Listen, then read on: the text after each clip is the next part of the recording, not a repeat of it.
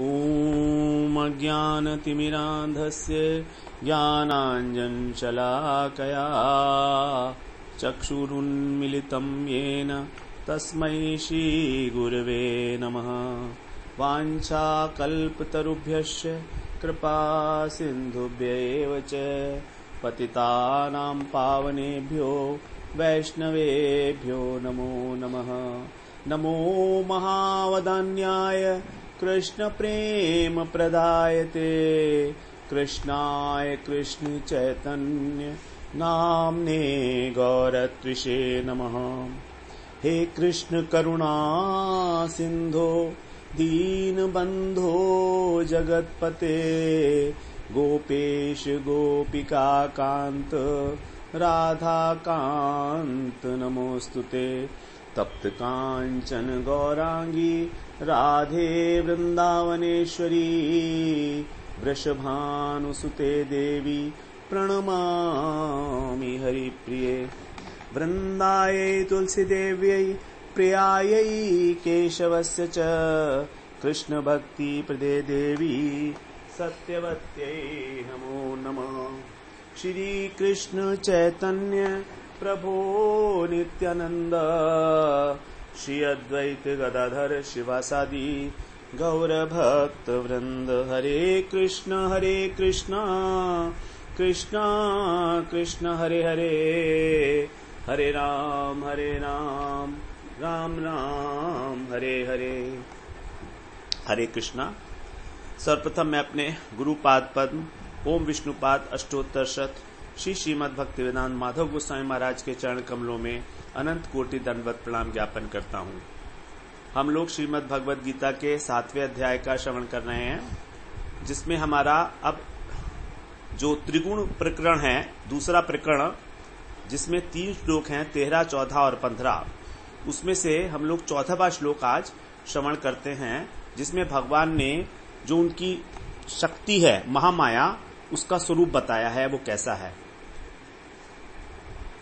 तो 14वां श्लोक, देवी ह्येषा गुणमयी मम माया दुरत्यया मामेव ये प्रपद्यन्ते मायामेतां तरन्ति ते। मामेव ये प्रपद्यन्ते मायामेतां तरन्ति ते।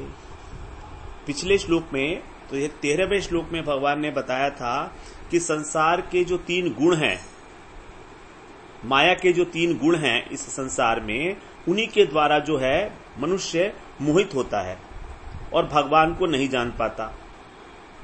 अब उस मोहित होने का कारण क्या है वो यहां पर भगवान बता रहे हैं। ही का मतलब है क्योंकि। देवी ही एषा, ही माने क्योंकि, मम माने मेरी, एषा माने यह, गुणमयी, ये गुणमयी जो दैवी माया है। तो भगवान ने बताया एक माया कैसी है, गुणमयी है और दैवी माया है। ये कैसी है, दुरत्यया। ये दुरत्यया इसका स्वरूप है, अर्थात इसको पार करना अत्यंत कठिन है, दुष्कर है। फिर कैसे पार करेंगे, मामेव ये प्रपद्यन्ते, ये माने जो लोग, माम एव केवल मेरे ही, प्रपद्यन्ते माने शरण में होते हैं, शरण आते हैं। ते माने वे ही, एताम माने इस, मायाम माने माया को तर जाते हैं, तरंती। जो मेरी शरण में आते हैं केवल वे ही इस माया को तर जाते हैं, पार कर सकते हैं, उनके लिए ये दुरत्या नहीं होगी। तो क्या करना है, भगवान की शरण में जो आते हैं। तो पिछले श्लोक में भगवान ने जिसको त्रिगुणमय भाव बताया था, उसी को यहां पर देवी गुणमयी माया नाम से कह रहे हैं। वहां पर माया का कार्य बताया था भगवान ने कि वो अपने गुणों के द्वारा सबको मोहित कर लेती है, ये माया का कार्य है। और यहां पर माया का कारण कौन है ये बता रहे हैं कि वो माया जो है उसका स्वामी मैं हूं। मम माया, मेरी माया। भगवान का मम के ऊपर बहुत अधिक स्ट्रेस है, यहां पर एम्फेसिस दिया है भगवान ने, मम माया दुरत्या। माया से एकदम पहले उसको बोला मम माया, मेरी जो माया है ये बड़ी दुरत्याया है। और छूटने का उपाय क्या है वो भी भगवान ने बता दिया साथ साथ, शरणागति। तो ये तो बताया कि भगवान ने कि माया से छूटना बहुत मुश्किल है, लेकिन आसान उपाय भी है। उपाय ये है कि भगवान की शरणागति, बस इतना सा उपाय है और कुछ है ही नहीं। तो देवी माया का मतलब क्या है? देवी, देवी का मतलब है, देवी का अर्थ, देव का अर्थ होता है क्रीड़ा करना। तो देवी का मतलब है तो क्रीड़ा करती है, क्रीड़ामयी है ये। अर्थात भगवान ने अपनी क्रीड़ा के लिए, अपने खेल के लिए ये लीला फैलाई है। ये भगवान की लीला मात्र है। भगवान कोई लीला कर रहे हैं, इसलिए उन्होंने अपनी ये माया बना दी, देवी माया। क्रीडानात्मकम एव त्रिजगत कृतंते। भगवान ने इन तीनों जगत का निर्माण क्यों हुआ? क्रीडानात्मकम, क्रीड़ा करने के लिए ही भगवान ने इन तीनों जगत की रचना की।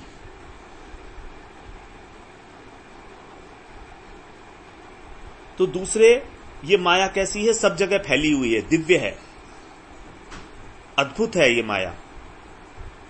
तो खेल खेल में हमको जो है ठग लेती है, मोहित कर देती है। खेलते खेलते माया महा ठगनी हम जानी। संतों की वाणी है कि हमने माया को जाना है, कैसी है? महा ठगनी। अनेक अनेक रूप लेके आती है हमको ठगने के लिए। कैसे ठगती है? संसार की चमक दमक दिखाएगी, जो झूठी चीज है उसको सत्य करके दिखाएगी। ये संसार की झूठी है चमक दमक, सब कुछ सत्य नहीं है ये। क्योंकि जो कुछ भी नकली होता है वो असली से अधिक ज्यादा चमकता है।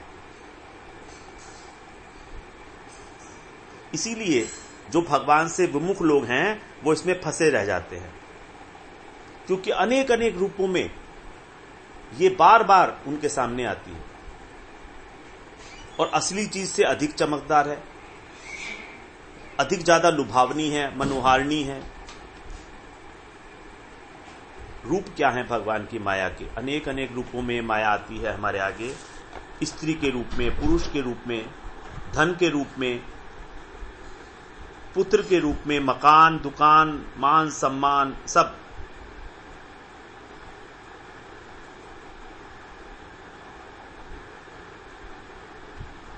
यदि कोई विषयी व्यक्ति किसी साधु के पास जाए और उसको सम्मान देने लगे तो समझ लो दाल में काला है, समझ लो यहां पर माया उस साधु को ठगने के लिए आ गई है, क्योंकि वो व्यक्ति साधु को उसको सम्मान दे रहा है। बिल्कुल पक्की बात है ये कि वो ठगने आ गई है, माया आ गई है उस व्यक्ति के रूप में।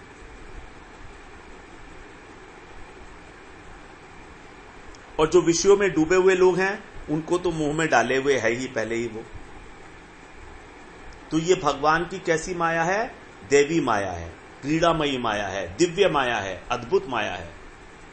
अनेक अनेक रूपों में आती है, लगातार आती है, बार बार आती है। बड़ा सुख दिखाई देता है पहले वस्तुओं के अंदर हमको, लेकिन वही जो है बाद में दुख का कारण बन जाता है। तो मम माया दुरत्याया, मम माया मेरी माया है। भगवान की दो शक्तियां हैं, अंतरंगा शक्ति और बहिरंगा शक्ति। अंतरंगा शक्ति भगवान की चित्त शक्ति है और बहिरंगा शक्ति अचित शक्ति अर्थात माया शक्ति अथवा जड़ शक्ति है। ये बहिरंगा शक्ति जो है यही है माया, इसी को महामाया कह के भी बुलाया जाता है। और भगवान की जो अंतरंगा शक्ति है उसको स्वरूप शक्ति, चित्त शक्ति, योग माया इत्यादि अनेक नामों से पुकारा जाता है।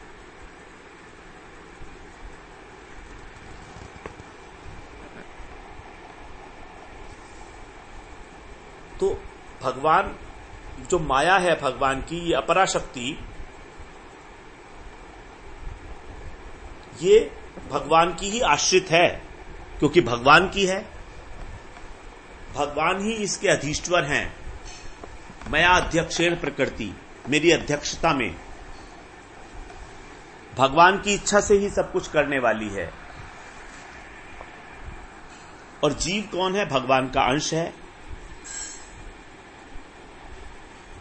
तो जीव को किसी और की माया क्या मोहित करेगी? उसको तो भगवान की माया ही मोहित कर सकती है केवल, क्योंकि वो भगवान का अंश है। माया के द्वारा हम लोगों ने श्रवण किया था 6 प्रकार की सृष्टि उत्पन्न हुई है। प्रकृति के ऊपर जब भगवान ने ईक्षण किया है तो फिर क्या करते हैं? वो सबसे पहले महत्त्व, अहंकार, सात्विक अहंकार, राजसिक अहंकार, तामसिक अहंकार, ये 5 वस्तु हो गई। उसके बाद छठी सृष्टि थी अविद्या। तो हमारे अंतःकरण में जो अविद्या है वही है माया, और भगवान से विमुख होने के कारण ही ये हमको पकड़ती है। मां का मतलब होता है नहीं, और या का मतलब है जो, अर्थात जो नहीं है परंतु मालूम पड़ती है, उसी का नाम है माया। माया, या माने जो, मां माने नहीं, जो नहीं है लेकिन दिखाई पड़ती है। तो भगवान बता रहे हैं अपने मित्र को, अर्जुन को, कि लोग इस गुणों की माया में, तीन गुणों की माया में ऐसे फंसे हुए हैं कि भगवान जो गुणों से परे हैं, अविनाशी हैं, अव्यय हैं, परम तत्व हैं, इस बात को तो जानते नहीं है, भगवान को तो पहचानते नहीं है, और गुणों को पहचानते हैं, संसार की जो वस्तुएं हैं उनको पहचानते हैं, उन्हीं में मोहित हो जाते हैं, उन्हीं में खोए रहते हैं। जैसे गुलाब है, मान लीजिए, अब गुलाब में कोई सौंदर्य की कमी है क्या? नहीं है। कोमलता का गुण भी है उसमें, स्पर्श सुख भी है, सुगंध भी है, सुंदरता भी है, ये सब गुण हैं गुलाब के, ये गुणमयी माया है। तो जो भगवान को भूलकर गुलाब की गुणमयी माया में फंस गया, जिसने, वो क्या करता है कि जिसने उस गुलाब को बनाया है उसको नहीं पहचानता, केवल गुलाब को ही जानता है। अब गुलाब तो कुछ समय के बाद मुरझा जाएगा, सूख जाएगा, नश्वर है, उसकी जो सुंदरता है वो तो अस्थायी है, टेम्परेरी है, वो थोड़ी देर में खत्म हो जाएगी, व्यय हो जाएगी। लेकिन जो अव्यय तत्व है, जो सबके शरीरों में एज इट इज विद्यमान रहता है, इस शरीर के पहले भी था, शरीर में भी है और शरीर के बाद भी रहेगा, सारी अवस्थाओं में, जागृत अवस्था हो, स्वप्न अवस्था हो और सुषुप्ति अवस्था हो या तुरीय अवस्था हो, चारों अवस्थाओं में वो तत्व सदैव एज इट इज अखंड रूप से एक रस विद्यमान रहता है।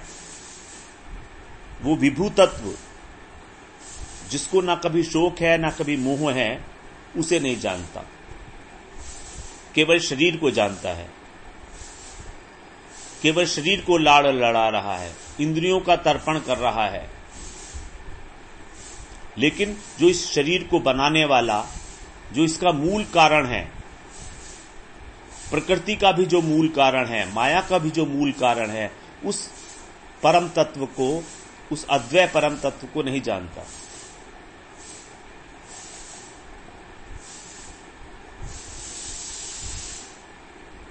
माया में फंसे होने के कारण एक ही चीज को तो जानेगा ना, या तो संसार को जानेगा या भगवान को जानेगा। अब जब संसार को ही जानना पूरा नहीं हो रहा है तो भगवान के लिए क्यों सोचेगा वो? गुणमयी है ये माया भगवान की, तीनों गुण, ये माया बनी हुई गुणों से है और कुछ है ही नहीं इसमें। गुणमयी, मई का मतलब है कि गुणों के अतिरिक्त कुछ और नहीं है इसमें। कभी कोई समझे कि इसमें कोई चौथी वस्तु भी है। जैसे भूमि जो होती है उसको हम बोलते हैं जलमय हो गई, तो जलमय हो गई का मतलब है जल ही जल दिख रहा है बस अब ऊपर में। उसी प्रकार से ये माया जो है, इसके अंदर तीन गुण ही गुण हैं, सत्वगुण, रजोगुण और तमोगुण। अब सात्विक व्यक्ति जो है उसको कैसे बांधती है ये? वो प्राणायाम करता है, ध्यान लगाता है, ज्ञान का अर्जन करता है, तो उसको बड़ा आनंद आता है, सुख मिलता है और वो बंध जाता है माया के सात्विक गुण से, जो सोने की रस्सी के बराबर है, जिसकी तुलना की गई है सोने की रस्सी से। राजसिक व्यक्ति जो है वो भोग करता रहता है, उसको बड़े भोग अच्छे से अच्छा भोग करना और अच्छा लगता है। लोभी होता है, वो नए नए काम शुरू करता है, उसको उसमें आनंद मिलता है, उसको खुशी मिलती है, सुख मिलता है, वो उसी सुख से बंध जाता है। और तामसिक व्यक्ति तो आलस्य में आनंदित ही रहता है, हमेशा उसको आलस्य, निद्रा, प्रमाद इन्हीं में घिरा रहता है वो। तो यही है गुणों की माया कि जो मनुष्य जिस परिस्थिति में है, जिस स्वभाव वाला है, वो उस स्वभाव के अनुरूप ही कार्य करके उसमें सुख लेने लगता है। उस सुख को छोड़ना नहीं चाहता, सोचता है कि बस यही अंतिम सुख है, यही सुख की पराकाष्ठा है। जो तामसिक व्यक्ति है, जो सो रहा है, हमेशा सोता रहता है, आलस्य में डूबा रहता है, उससे पूछो, वो कहेगा नींद ही परम सुख। विषयी व्यक्ति को सोचो, वो क्या कहता है? वो भोग ही परम सुख है उसके लिए। और जो सात्विक व्यक्ति है, उसको विद्या अर्जन करना, ध्यान लगाना, प्राणायाम करना, उसी में सुख मिला जा रहा है। बस वो सोचता है कि यही जीवन है। तो इस प्रकार से इन तीनों गुणों ने सभी व्यक्तियों को किसी न किसी प्रकार से बांध रखा है। इन तीनों को हम लोग अलग अलग नहीं कर सकते, क्योंकि किसी समय में किसी व्यक्ति में सत्वगुण प्रधान होता है, किसी में रजोगुण, किसी में तमोगुण। पूरे दिन के अंदर अलग अलग समय में अलग अलग गुण प्रधान होता रहता है। तो ये नहीं कह सकते कि हम एक व्यक्ति पूरा का पूरा सतोगुणी ही है, रजोगुणी ही है, तमोगुणी ही है। मिश्रित है, सबके प्रोपोर्शंस अलग अलग हैं। जिसकी प्रधानता होगी उसी को कह देंगे कि ये व्यक्ति सतोगुणी है या तमोगुणी है या रजोगुणी है। और ज्यादातर लोग जो हैं रजोगुणी ही हैं इस पृथ्वी के ऊपर, अधिकतर। क्योंकि रजोगुण वाले जो व्यक्ति हैं वही मनुष्य, उन्हीं को मनुष्य का जीवन मिलता है।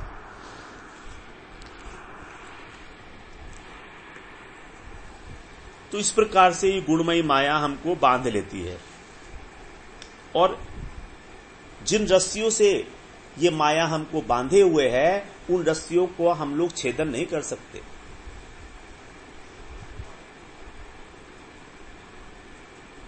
जैसे कुछ लोग जो हैं विदेश जाते हैं और विदेश में कुछ दिन रहकर आप आते हैं, तो यहां पर आके क्या कहते हैं कि वहां बड़ा स्वच्छ है वातावरण, बड़ी सुंदरता है, लोग बड़े सरल स्वभाव हैं, कहीं कोई छल कपट नहीं है। ये क्या हुआ? ये वो विदेश यात्रा के द्वारा, विदेश में रहने के कारण वहां से मोहित हो गए, तो वहीं के गुण गाने लगे। तो जो चीज अपने पास रहती है कुछ दिन, उसको छोड़ने का मन नहीं करता हमको, उसी में आनंद मिलने लगता है, उसी से अपनापन होने लगता है, चाहे कोई छोटी चीज हो। यहां तक कि अपना कोई अगर फेवरेट पेन है, तो वो पेन भी हमको अपना लगने लगता है। उस पेन के बिना हमारा दिमाग ही नहीं चलता। कुछ दिनों तक जब उसका अभ्यास होने लगता है, तो हमको इतना उसमें सुख मिलने लगता है कि जब तक वो पेन नहीं होगा तब तक हम लिख ही नहीं पाएंगे अच्छे तरीके से।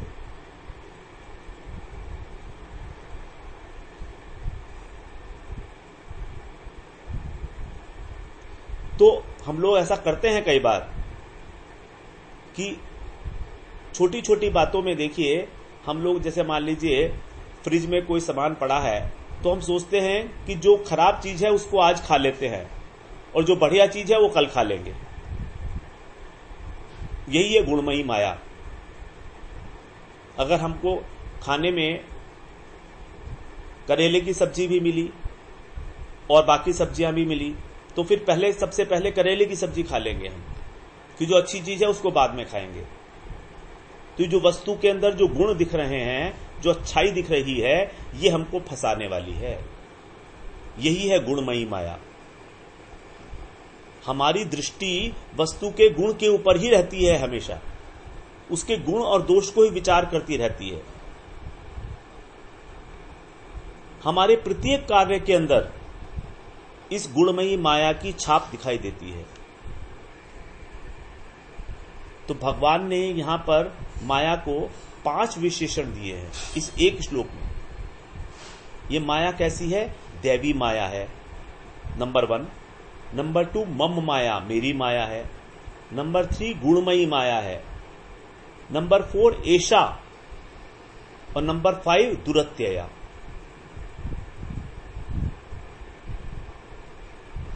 दैवी माया, मम माया, गुणमयी माया, एषा माया और दुरत्यया माया। हम लोग अभी तक 3 विशेषणों की चर्चा कराए हैं। दैवी माया, गुणमयी माया और मम माया। अभी हम बात करते हैं एषा माया। एषा माया का क्या मतलब है? एषा का अर्थ था यह, देवी ही एषा गुणमयी। एषा का मतलब यह, इंडिकेशन कर रहे हैं उसको, जो सामने दिख रही है, प्रत्यक्ष आंखों से दृश्यमान है, उसी के लिए कह रहे हैं भगवान एषा। देवी ही एषा देवी ही एषा गुणमयी मम माया दुरत्य। एक ही लाइन के अंदर भगवान ने माया के 5 विशेषण दिए। दैवी माया, मम माया, गुणमयी माया, एषा माया और दुरत्यया माया। एषा माया का मतलब है, ये संकेत कर रहे हैं कि जो दृश्यमान है, हमारे सामने प्रत्यक्ष है,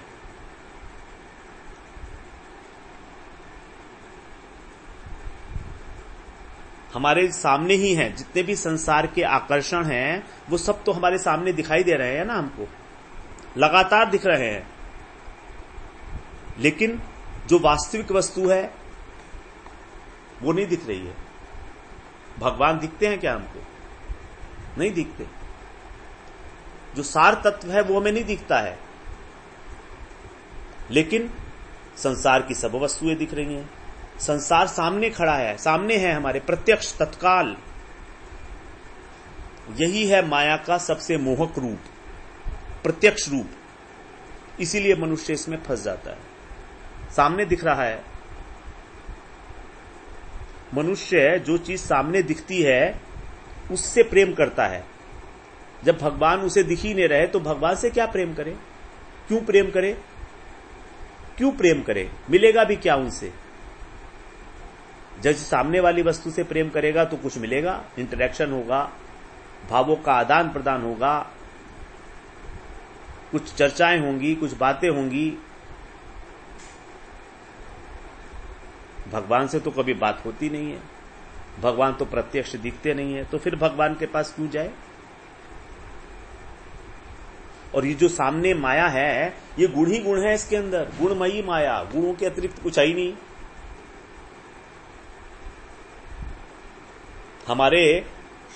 हमारी इंद्रियों को ये जो माया है, माया का मतलब संसार के जो भी पदार्थ हैं, ये सब भोग देने के लिए तैयार बैठे हैं, आनंद देने के लिए हमारी इंद्रियों को तैयार है बिल्कुल।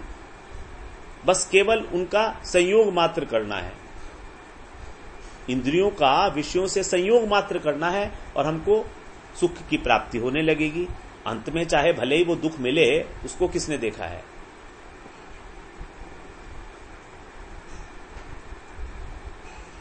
तो माया ये कैसे आती है इंद्रियों में? जैसे कान के अंदर मीठी आवाज बनकर आएगी, हमारी तारीफ की आवाज, हमारी प्रशंसा की आवाज बनकर आएगी, हमारे कान में घुस जाएगी। सुनते रहो, सुनते रहो, तुम्हें बहुत आनंद मिलेगा।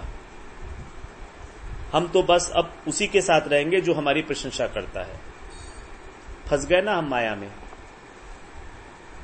हम अब उसी से बात करेंगे जो हमारी प्रशंसा करता है। फंस गए माया में, यही है माया में फंसना। उसी प्रकार कोमल स्पर्श के रूप में आएगी, सुंदर रूप में आएगी, स्त्री के रूप में आएगी, पुरुष के रूप में आएगी, स्वादिष्ट भोजन के रूप में आएगी, सुगंध के रूप में आएगी। कैसे भी हो, पांचों इंद्रियां उनको फंसाना है अल्टीमेटली। और हम जिसके द्वारा फंसाए जाते हैं ना, हम उसी की सेवा भी करते हैं, ये बात भी है। और उसकी सेवा करते हैं और उसमें और अधिक आसक्त होते चले जाते हैं। जैसे पुत्र है, एक छोटा बच्चा है, और वो बच्चा अपनी किलकारियों से, अपनी बातों से हमको फंसा लेता है, और फिर हमारा मन होता है कि हम उसकी कुछ सेवा करें, हम उसके लिए कुछ सामान लेकर आए, उसको खिलौने दें, उसको अच्छी अच्छी चीजें खिलाएं, तो हम उसकी सेवा करेंगे। अब जब सेवा करेंगे तो उसमें और आसक्त होते चले जाएंगे। तो हमारे फंसने का कारण वास्तव में यही है कि वो बिल्कुल हमारे सामने है, ऐसा प्रत्यक्ष है। ये सबसे बड़ा कारण है हमारे फंसने का। देवी ही ऐसा गुणमयी मम माया दुरत्यया। अब हम लोग बात करते हैं दुरत्यया के विषय में थोड़ी सी। हम लोग बात करिए देवी माया, मम माया, गुणमयी माया, ऐसा माया। अब थोड़ी सी चर्चा करते हैं दुरत्यया का क्या अर्थ है। माया को भगवान ने बताया दुरत्यया मतलब जिसे पार करना अत्यंत कठिन है। क्यों कठिन है? क्योंकि जो लोग संसार में फंसे हैं, संसार का मतलब क्या? संसार का मतलब भोग और संग्रह, यही है संसार। मैं और मेरा, ये है संसार। भोग और संग्रह करना, ये है संसार। तो मैं और मेरा करके कभी सुखी हो जाते हैं, कभी दुखी हो जाते हैं, और इसी को जीवन की संपूर्णता मान लेते हैं। अर्थात माया के द्वारा जिनकी विवेक शक्ति हरण कर ली गई है, माया के द्वारा जिनकी विवेक शक्ति हरण हो चुकी है, तो फिर वो उससे ऊपर कैसे उठेंगे, उसके पार कैसे जाएंगे? तो इस प्रकार से भगवान ने 5 प्रकार से माया को परिभाषित किया।